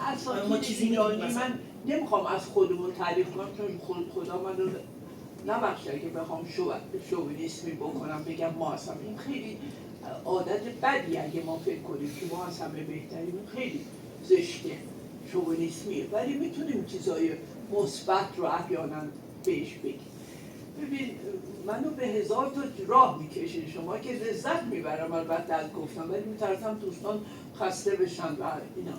ببینید وقتی که قوم به حساب ایرانی و هندی از هم جدا میشن، این میره این طرف هندوکش، ما میایم این طرف. اون طرف آباد خوبه، دقت میکنید. در نتیجه ساکنینش راحت دلشون نمیخواد از دست بدن. جنگ و خشونت و اینها اتفاق میفته. داستانش طولانی است، بخشید من نوشتم. ولی یکی این طرف که میاد ایران سرزمین سختی، قطره باید آب میدادی. ما گرفتاری همیشه داشتیم. در نتیجه ما هم، یعنی ما که هممون نمیدونم کجا هستیم، از راه رسیده ها با مردم بومی یکی شدن، دعوا نداشتن، در هم حل شدن برای رفع مشکلات. گوش میکنی چی میگم یا نه؟ خب در نتیجه دعوا نبود، آرامش بود. شما اساطیر ایران اساطیر خشنی نیست، اصلا خشن نیست. یعنی من چون درس مال همسایه ها رو میدم، با این مقایسه میکنم، حتی بدم نمیاد که اسم مخملی بذارم روش. یعنی خیلی حتی اهورامزدا و اهریمن که میخوام با هم دعوا کنن، باز یک نوع بله چیز هست وسطش. در نتیجه من فکر میکنم اون شخصیت های جمشید که میگی عوض میشه، در ایران یک شخصیت ملایم تری به خودش میگیره. دلیلش من فکر میکنم بیشتر اقلیمی و چیزهای دیگه بشه. چرا من حرف زدم؟ من سنم هم یادتون باشه، گفتم اول جلسه چند سالم شما خب بودید خسته شده بودید، بگو بزن. ببخشید. تو همونی که گریه کردی. چند بپرسم؟ بله عزیزم. نمیدونم، حالا من میگم اصلا سوادی در این مورد ندارم، ولی چند وقت پیش یه شعری شنیدم از آقای علیرضا شجاع‌پور در مورد یه نگرش جدیدی به داستان رستم و سهراب داشت، این که رستم انگار از قبل میدونسته و اینا. تو نظر شما در این مورد چیه؟ ایشون خدا فوت کرد. علاقمند به ایرانی بودم ولی من با این نظریه‌اش زیاد موافقم. خیلی آدم نمیتونه پسرش بکشه. نمیدونم، چون شاید خودم مادرم یا هر چی، ولی فکر نمی‌کنم. ببخشید، خب پس چطور فریدون اینطور بود که پسرش رو کشتن؟ پسرش رو برای اینکه چه میتونم ابر و باد و مه و خورشید و فلک به کار رفتن، یکی نگفت، اون یکی نمیدونم دید رسید، اون یکی چیکار کرد، اون و البته چی بگم کارهای زشت کیکاووس و اینا هم پشتش بوده است. خیلی ممنون. خواهش میکنم. بلندتر بگو دختر. اگه اجازه بدین من سوالم این مقدار خارج از بحث اگه تخصصی خارجه نه دیگه نگو چجور خارج. برمیگرد به اول صحبتاتون راجع به همون دلزدگی و اتفاقاتی چی عزیزم من خوب راجع نمیشتم. به همون دلزدگی و اتفاقاتی که فرمودین توی نسل ما داره میفته که ما دیگه مثل شما شادی نمی‌کنیم بابت آها مسئله رفتی اونجا فرموده بودیم. این خواست تو رو نجات بچه ها رو نجات بده از این که با من کار داشته شادی نداره. آها ببین تقصیر من نیست بچه میتونم بگم؟ بگو البته حق داری. من خیلی با شما موافقم، یعنی به حالتی که برای شخص من جوری شد که وقتی که من کارنامه‌مو دیدم و حتی توی این دانشگاه پذیرفته شدم، اون احساس فقط یک لحظه بود و بعدش به تبع دوباره درگیر مشغولیت ذهنی خودم شدم. اون شادی که فکر می‌کردم سال‌ها فکر می‌کردم قرار داشته باشم و نداشتم. بعد می‌خوام ببینم ما چیکار می‌تونیم براش بکنیم. برای چی؟ یه راهکار برای اینکه دیگه چجوری ایران شاد باشیم. نه چجوری شاد باشیم. دلخوشی رو چطوری به دست بستگی به روحیت هستم. اگه آدم شکمویی هستی وقتی یه غذای خوب می‌خوری که من نمیدونم اگه موسیقی دوست داری وقتی یک آهنگ قشنگ می‌بینی، هر کس مطابق روحیه خودش. همچین نخندیم، خوردن هم یه چیز خیلی خوبیه، میتونه آدم لذت ببره. من نمیدونم روحیه شما چیه. منظورم مثل شخصی سازی شده نیست. نه بالاخره این یه مقدار شخصیه عزیزم، یه مقدار شخصیه. اونتا هنر شادی آفرینیه. تو میتونی قصه بیافرینی، تو دوستات هستن، تو چقدر دوستات هستن که فقط به تو مصیبت میگن. یه دوستات هم هستن که میان میگن نه ببین بچه رفته بودم مثلا یه فلان فیلم رو دیدم اینا. دیگه من نمیتونم این نسخه نمیپیشم برای این. من جز اونام که از صدای کوچیک شاد میشه. چون شما یه دفعه سوال کردین خواهی بفرم. من یکی از دغدغه‌ها و یکی از چیزایی که خیلی ذهنم همیشه درگیر کرده این از مسئله جدیدی هم نیست، خیلی ها به این مسئله فکر می‌کنه. بلندتر بگو بچه‌ها بشنون. اون دغدغه فکری اینه که من خیلی دیگر می‌بینم مردمی که توی اروپا هستن، کشورهای مختلف، توی سمت چین، ژاپن، هند حتی، بیایم توی همین آسیای جنوب شرقی، مصر و جنوب غربی، سمت مصر، خب خیلی اون فرهنگ و تمدنشون رو تونستن بهتر به دنیا معرفی بکنن.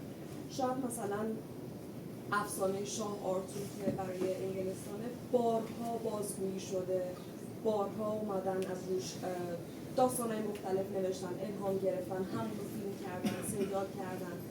ولی جوریه که مثلا من با دوستای خارجی صحبت میکنم و اینجورم که من ایرانیم و باستانشناسی میخونم، سومر و بین النهرین و گیلگمش تو ذهنشونه، یعنی ایران واسهشون خیلی ناملموسه. کجای مسیر رو ما اشتباه عزیزم من نمیتونم و نمیخوام وارد یک معقولاتی بشم که برای همه گرفتاری پیش میره، ولی اون وقتا که ما رفتیم درس بخونیم اونجا تا میگفتیم ایران یاد خیلی چیزای دیگه میافتادن، یاد کوروش میافتادن، یعنی بود. ولی این اواخر برای اینکه هر چی می نوشتم ممکن بود مورد چیز قرار بگیره. من یادمه که من دفتر چیز مثلا جغرافیای ابتدایی فرانسوی رو دیدم، اینقدر عصبانی شده بودم. مصر بود و بین النهرین بود و از اینجا پریده بود، یعنی انگار اصلا تو ایران وجود نداره. گوش کردی؟ به دلایلی که من دیگه خیلی واردش نمیشم، ولی همیشه فرهنگ ایرانی همیشه برجسته بوده است. من یعنی تو عوام شاید نباشه، ولی توی آدمای تحصیل کرده من همیشه دیدم مورد تکریم بوده. نمیدونم به نظرتون ما به نظر من همون نظر شماست. گوش کردی؟ یعنی باید به هر حال هر کدوم ما به جوری از پسش برگرد. متاسفانه مثلا دوستای ما و اینا بیشتر به فارسی می نویسن و نتیجه اونا کمتر می‌نویسن. راه بسته شده برای آمدن اونها.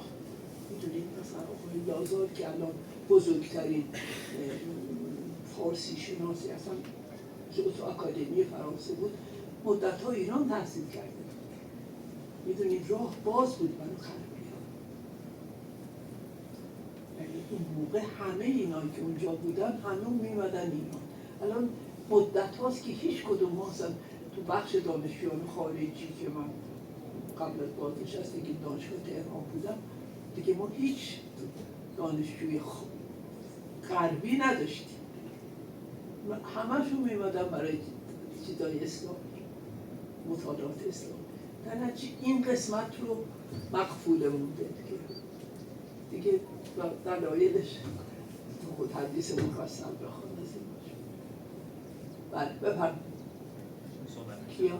نمیدونم کسی بفرمایید. ببخشید یه سوال داشتم از حضورتون، شاید اشتباه برداشت کرده باشم، ولی توی ادیان هندی دیوها از ریشه دیو توی زرتشتی از ریشه دریور هندی میاد. بعد اونجا مظهر مثبت داره. میشه گفت زرتشتی اومده از اسطوره‌های هندی برداشت کرده که مثلا هم به اون دین‌ها احترام بذاره، هم ریشه خودش رو قوی کنه و اونها رو به عبارتی یه جنبه منفی نشون داده. بچه‌ها میترسم منو دیگه بذارین و بریم.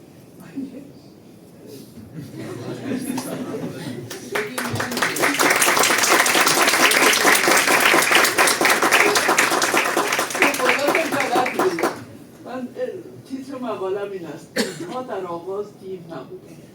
این عنوان مقاله من. سنجیدم که دیو چیش بوده. دیو اصلا خودش یه نوع خدا بوده. از ریشه دیو میاد و فرانسه دیو یعنی خدا بود. در دوره‌ای که از هند اگر شما صحبتشو بکنید، اولش یه چیزی گفتم وقتی رفتم اونجا مورد چیز قرار گرفتم باشون جنگیدم. اونجا یه اسوراها بودن، دعیواها بودن و خدایان مظاهر طبیعت، اینا رو همه اونجا نوشتن.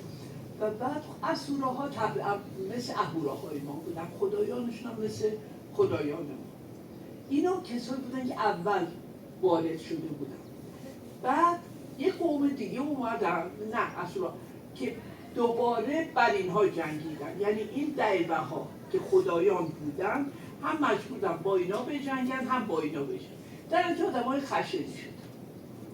توجه کردید خدایان دعیوه‌ها خدایان بسیار خشنی. و این وقتی که آمد دیوها در آغاز به مثلا گذر جدایی شد، در ایران اول اینها به عنوان خدایان بیگانه شناخته شدن چون خشن بودن. ولی هنوز خیلی بد کم کم شدن خدایان خشن و بعد تبدیل شدن به چیز. یعنی یک فرایندی داشته است که این فرمایش شما اگر نگاه کنی اونجا قشنگ. و یه مقاله دیگه دارم تحت عنوان دیو که توی مجموعه مقالات هم چاپ شده و توی انسیکلوپدیا توی چیزم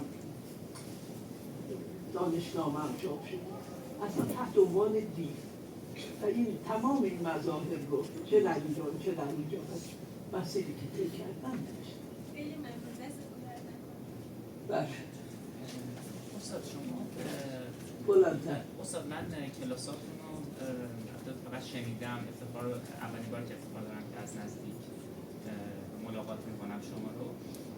شما بسیار حذر دارید از اینکه در واقع فرمودید که ما الان دیگه نباید از نژاد صحبت کنیم، در حال حاضر بیشتر بریم به سمت تفاوت زبان‌ها، فرهنگ‌ها.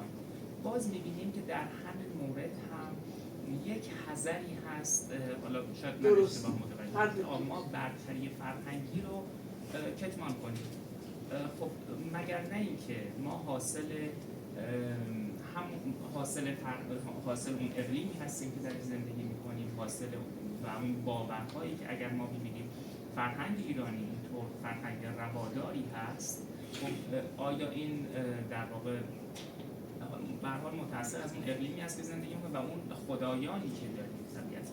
اگر می‌فرمایید که به اورمزد منظورتون این هست که می‌خوام سوالتو میگی که با اینکه ما نباید از نژاد و ایرانی و غیر ایرانی اینا صحبت کنیم، ولی علی‌رغم این ما بالاخره یک باورهایی داریم که ما رو آرومتر میکنه و اونها باورهایی دارن که اونها رو خشن‌تر میکنه. منظورت اینه دیگه. درست؟ ببین عزیزم، من که نمیگم که اونها مثل ما فکر ما خوبه یا فکر اونا. من میگم که هر سرزمینی مطابق اقلیم خودش یا مطابق چیز خودش برای سرزمین خودش فرهنگش رو داره. توجه کردی؟ من حق ندارم بگم که من اون فرهنگ با فرهنگ منش ممکنه تفاوت داشته باشه، ولی من میگم اونم برای کشور خودش، برای سرزمین خودش میتونه جالب باشه. میدونی؟ من منظورم اینه که باید آدم‌ها رو اونطور که هستن برای سرزمین خودشون پذیرفت. من حق ندارم راجع به اونها صحبت کنم. در نتیجه به قول شما ناخودآگاه یک چیزی به وجود میاد. ولی ببین محیط هم فرق می‌کنه. مثلا ایرانی‌ها وقتی وارد شدن، خب ما بومی‌های خیلی خوبی داشتیم. بومی‌هامون هر کدومشون فرهنگ‌های خیلی برجسته‌ای داشتن. ما با اینها آمیخته شدیم. یعنی اون فرهنگ به قول فرهنگی‌ها یعنی فرهنگ خالص اصلا وجود نداره. همه اصلا اگه داشته باشه میگنده. میفهمی؟ مثل اینکه آبی که اینجا باشه هیچ آب تمیزی توش نیاد، هیچ آب دیگه نیاد، خب میگنده دیگه. در نتیجه اصلا فرهنگی پویاست که از جای دیگه بگیره، خوباشو بگیره، بعداشو قدبیل کنه بندازه دور. و اینه که خب ایران هم یه همچه حالتی داشته با همه ساخته یا اصلا رواداری ایران در نوع خودش تا آدم نمیتونه زیاد حرف بزنه، خودش جالب هست. میفهمی؟ یعنی ما همه چی رو گرفتیم، اول سرمون انداختیم زمین، متوجه هستیم، از مغول شاهنامه بایسانگوری رو در آوردیم. خیلی حرف دیگه.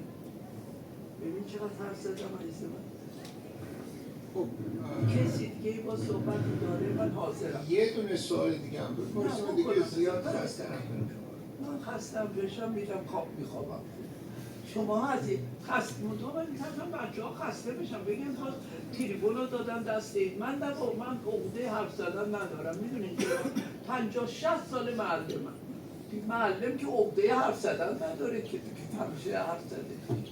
ولی اگر حرفی از من کوچکترین اطلاعی در موردش داشته باشم میگم خیلی ممنونم از این دوست عزیزم که باعث شد بالاخره مسیر دیگری هم حرفای ما پیدا کنه. اون حرفا من بد نبود، خیلی هم حرفای خوبی بود. بذار اینقدر خودخواه باشم لاغر، بالاخره یه حقایق بود. وقتی تو واقعیت رو میگی و با صداقت میگی، شما فکر میکنم اینقدر عاقل هستید که در حرفای من غیر صداقت چیزی ندیدید. یعنی نه پوز دادم، نه ادا در آوردم، نه هیچی، واقعیت. ولی خوشم اومد که شما این مسیر رو هم در راه ما گذاشتید. بچه‌ها هیچی حرفی ندارین دیگه راحت میشین از دست. خیلی ممنون خانم دکتر، با من لطف کردین. من که خودم به شخص لذت بردم از حرفاتون. خب عکس عکسمون رو بگیریم و عکس چی؟ یادگاری دست جمعی. خیلی ممنون از همه که لطفاً تشریف بیارید عکس اصلا گذاشته بودم اول با این صحبت کنم، نشد. من این شما مثل من فیلم گشایش موزه مصر رو دیدیم. من گریه کردم، باورتون نمیشه. من میگم دست به گریم خیلی راحته، فوری گریه میکنم. اصلا اینقدر گفتم خدایا، من قبل از انقلاب رفته بودم مصر، الان بعدش نمیدونم، یعنی خیلی سال پیش، 50 سال. اینقدر این موزهشون موزه تکستنی به قول بود، یعنی مثلا تا یه جایی بود که شما مثلا وسایل بناییتون و اونایی که مثلا گاراژ دارن گوشه گاراژ میذارن، این قبل چیزا سنگای قبل اینا اونجا ریخته بودن. یعنی من حتی اون موقع صحبت 50 سال پیشه، من اومدم یه مقاله ژورنالیستی توی اطلاعات نوشتم که این چه، حالا من ایدونی پوز دادم، این چه وضعیه، چرا اینا اینجورن، چرا اینا اینجور. و وقتی که این رو افتتاح کردم اینقدر ناراحت شدم. یعنی اگر موزه ما هنوزم مونده، از دولت سر جوانایی مثل ایناست. باستانشناسای ما بسیار بچه های ارزنده مهربان ایران دوستی هستند. تو خدا شماها و هم کلاسیاتون هم دورهاتون و بعد جوانهای بعد از شما که تربیت کردید خیلی بچه های خوبی هستند. نه اینکه حالا به ایشون میگم، نمیدونم چیه که همهشون علاقمنده با چنگ و دندون اینا رو. من الان که دارم میگم باز دوباره اشکم در میاد. حفظ کردم. من دیدم، یعنی آدم‌هایی رو دیدم که نشسته بود توی کجا بود، شوش بود رفتیم یا یه جای دیگه، که پیرمردی بود میگفت خانم من دلم کباب. اینا میان مثلا یه نقشه‌ای بود، کجا بود حالا یادم بیفته، که اولین تصویر رنگی بود، مال کجا میگفت که مثلا این گچ بود. ببین توریست اومده بود اینو تراشیده بود ببینه واقعا گچه یا نه. یعنی کنار این پیرمرده داشت گریه میکرد که خانم آخه من با اینا چیکار کنم. یعنی اینقدر ما دلسوز داشتیم و جوونامون با خدا چنان حفظ کردن. من وقتی خیلی من تخت جمشید اینا رفتم، وقتی میدیدم اینا با این علاقه نکن این کارو، اینجا نرو، اینجا نرو، اصلا دلم میخواست بغلشون کنم مثل بچم ببوسمشون. واقعا اینقدر اینه که ما یه همچین چیزی داشتیم با این بچه ها، با این و این عظمتی که آثار ما داره که همتون میگین واه با این دیگه چیه، این دیگه چیه. نه این نیست. شما وقتی میرید لوور چنان بخش ایران درخشانه برای اینکه قشنگ گذاشتن. من حتی خب از من دیگه فکر نمی‌کنم بین شما ایران دوست‌تر باشه، گرچه دختر خانم میگه من بیشتر از تو دوست دارم، نمیدونم، ولی من گاهی خوشحالم که این اجناس ما رفته خارج. لااقل کسی که میره لوور میگه دارم مال چیز ایران رو میبینم، نمیگه که ما جای دیگر.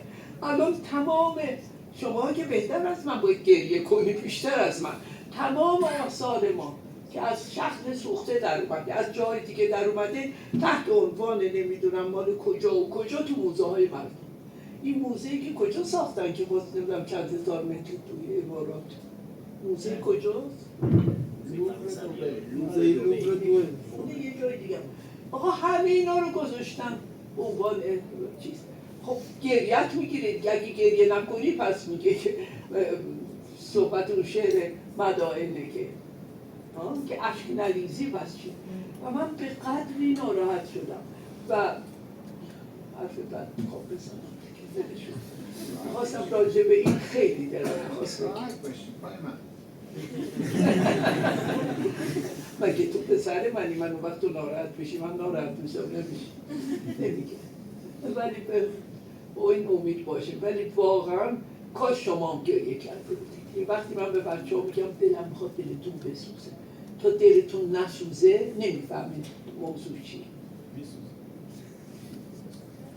ویدیو قدمینه شعر خاقانیه که میگه اشکی بفشان، یعنی کسی که اینجا برسه به مدائن و نگریه اون دیگه وضعش خراب.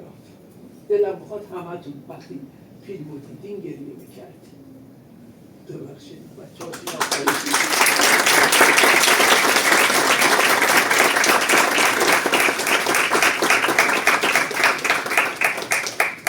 خیلی ممنون خانم دکتر رو خیلی لطف کردید. ممنون متشکرم. آقای دکتر عبدی ممنون از شما. من خیلی خوشحالم شما رو دیدم. بچه ها خیلی رشته بسیار بسیار خوبی دارید. قدرشو با خدا خیلی رشته شیرینی، خیلی خیلی رشته شیرینی.